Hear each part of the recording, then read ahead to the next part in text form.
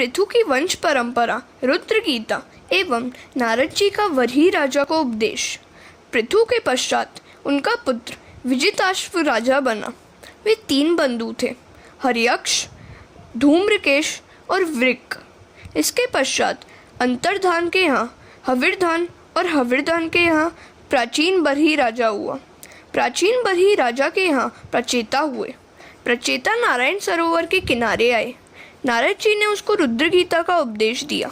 उससे भगवान शंकर प्रसन्न हुए और उन्होंने राजाओं से कहा कि तुम तप करो, बिना तप किए सिद्धि नहीं मिल पाती। तप न करने वाले का पतन होता है। शंकर भगवान ऐसी आज्ञा देकर अदृश्य हो गए। शंकर के बताए हुए स्तोत्रों का जप करते हुए प्रचेता तपश्चर्या करने लगे। नारद जी ने उस समय बरही राज से प्रश्न किया, तुमने यज्ञ तो अनेक किए, क्या तुम्हें शांति मिली? राजा ने कहा, नहीं।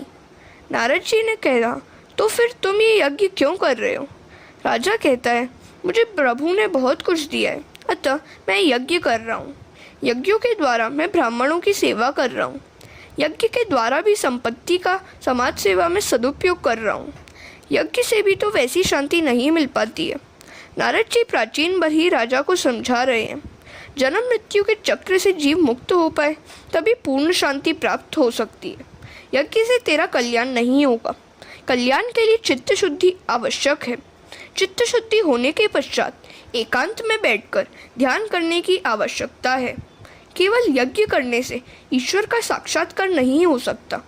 तू स्वर्ग में तो जाएगा, किंतु तेरे पुण्यों का क्षय होगा, अतः स्वर्ग में से तुझे निकाल दिया जाएगा।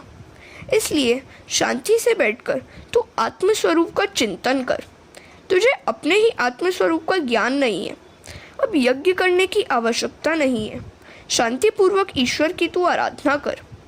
राजा ने कहा, आप बड़ा अच्छा उपदेश दे रहे हैं। नारद जी कहते हैं, तुझे अपने ही स्वरूप का ज्ञान नहीं है। जो स्वयं के स्वरूप को पहचान नहीं सकता, वह ईश्वर को कैसे पहचान सकेगा? मैं एक कथा सुनाता हूँ, ध्यान से सुन। हरे कृष्ण।